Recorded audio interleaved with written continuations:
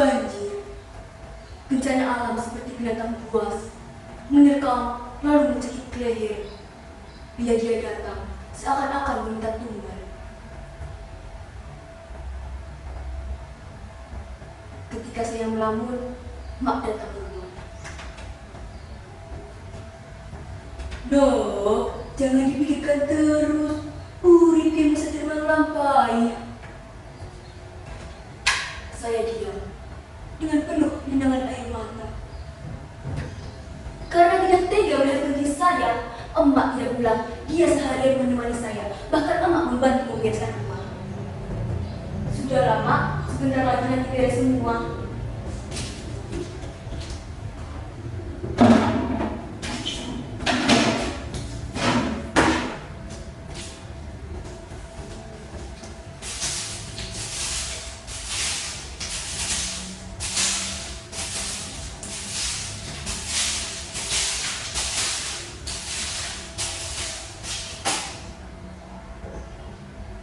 Demi emak, saya berusaha kuat dan tabah. Meskipun pada hari-hari sebelumnya, saya murung dan tak mau mengurus diri. Bagaimana mau merawat diri? Rasanya percuma saja jika itu tidak ada yang menunggu kehadiranku. Rasanya, saya ingin bersama mereka. Tuhan, mengapa orang-orang tersakiti dan korban dari mereka? Ini rasanya tidak adil.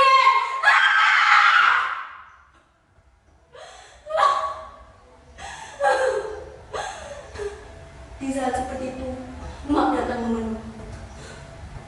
Dati, seperti ini hari-harimu, pantas saja orang menganggap kamu seperti orang gak waras. Yesno, saya kudu eling. Emak, orang-orang, termasuk kau orang puasa, kau kudu ngerti, ikhlas supaya mereka tenang. Saya mengangguk, teringat kata-kata orang sekitar. Jadi, kamu kuat lagi, kamu harus ikhlas. Kalau seperti itu terus, bisa-bisa kamu jadi gila. Gila. Gila. Ganti gila.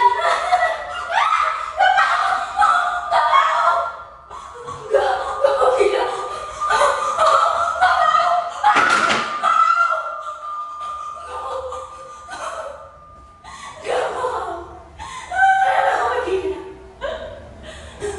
Kalau mati, mungkin saya mau.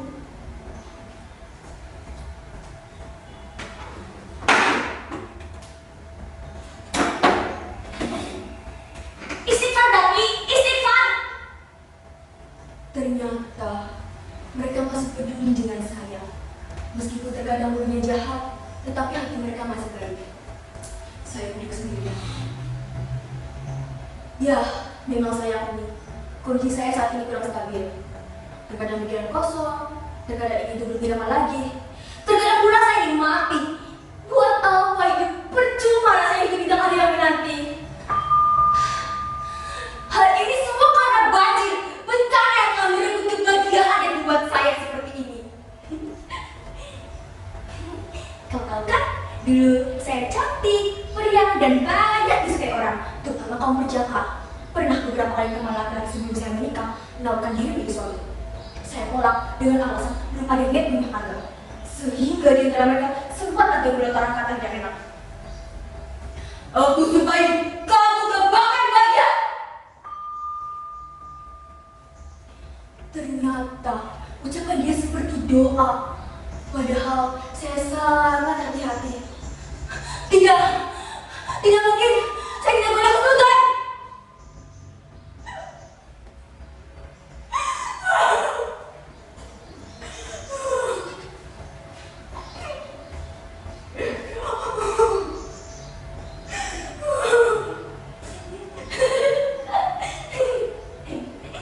Apa? Terkait nasib? Apa nasib saya tidak menjadi begini? Dulu, mak pernah bercerita tentang nasib. Nasib ego, lakas ngerti, aja sombong, hati-hati, boleh laku. Emak harus bersama saya. Saya mengangguk. Jika terkait nasib, peristiwa banjir yang merebut kebahagiaan saya, berarti tidak ada imamnya. Banjir sangat akan datang untuk menghantam orang-orang yang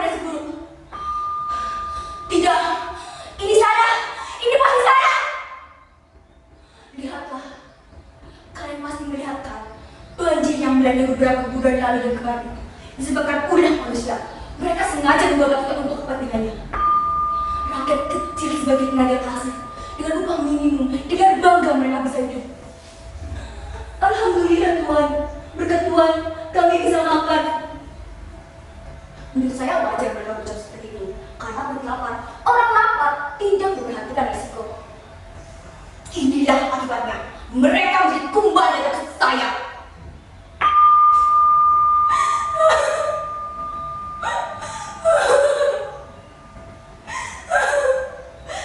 Kalian pasti lihat kan, ketika banjir bandang melanda, kayu berlubang terbawa arus yang menghantam rumah-rumah perkampungan di Tanunda. Ini membuktikan banjir tersebut disebabkan oleh teman-teman kita sendiri.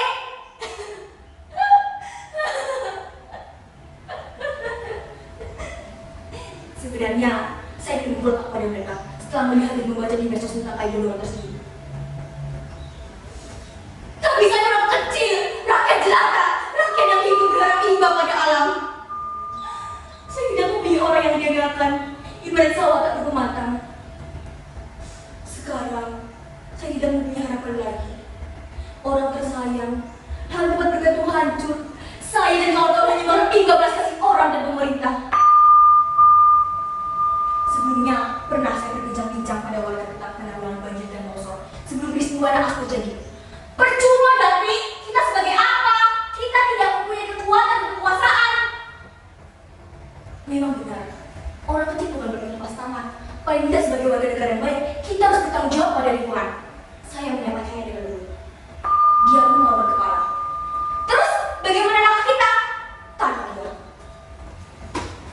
Ayo, kita tekan banyak untuk meninggalan. Kita harus waspada. Siapapun jika mereka ada segerombolan orang tak bertanggung jawab dalam demonstrasi, harus lapor kepada pihak yang berwenang. Dia melakukan kepala. Hebat Dati, kamu perempuan luar biasa. Iya kan? Karena itu saja, kita orang kecil paling tidak bisa menjaga dan menjadi pahlawan Belanda. Jangan membuang sampah sembarangan. Sampah yang menuju sungai-sungai menjadi penyebab banjir. Kalau air dari tanah tinggi mengalir lanjut tidak ada hambatan, pasti bisa teratasi. Dia mengacungkan jempol, lalu pergi.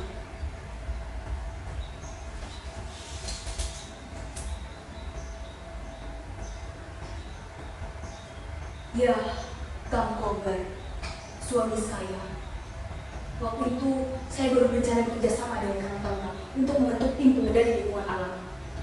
Menjelang tidur, situasi alam terus bersahabat. Hujan mengguyur semenjak maghrib. Dia bertanya, "Kamu serius?" Sembari mengurus rambut saya. Saya tatap wajahnya. Kang Kobar menggelengkan kepala. Kang Kobar kurang setuju. Baru sekejap mata terpejam. Dia keluarga dari beberapa arah. Banjir! Banjir! Banjir! Saya turun dari tempat tidur. Ternyata air sudah memasuki rumah.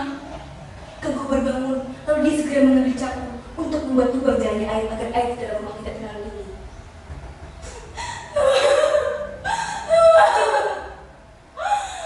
Hujan semakin deras, debit air semakin naik ke atas. Saya khawatir sekali. Air semakin tinggi. Berarti, tolong aku. Pegangkan saya. Ayo Kang. Kang Kobar, kenapa tangannya lepas? Kang Kobar terbawa arus. Kamar Kang Kobar melambai-lambai minta tolong.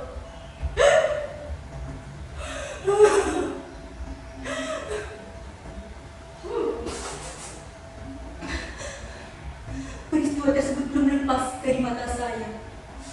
Kang Kobar, ternyata tidak saya ingat dengan mengerikan. Saya hanya menutup mulut, menahan tangis. Saya lupa dengan si kecil sedang tertidur di kamar. Setelah Kang Kobar tidak terlihat, dengan menangis di kamar.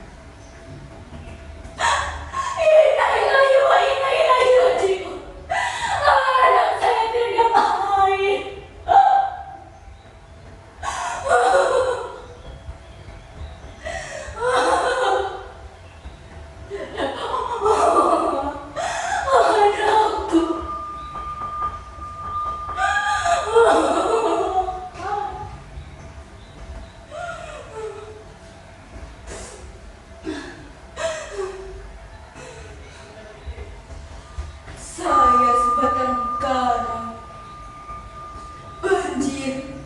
tanah longsor, dan bencana datang seperti malaikat kencang nyawa. Bukan saya saja yang terdampak, banyak warga yang kehilangan anggota keluarga. Tolong, dari peristiwa yang menimpa saya dan orang-orang, mudah-mudahan menjadi cermin dan menggugah hati semuanya. Jangan dirusak dan dikotori alam yang diciptakan Tuhan untuk keberlangsungan hidup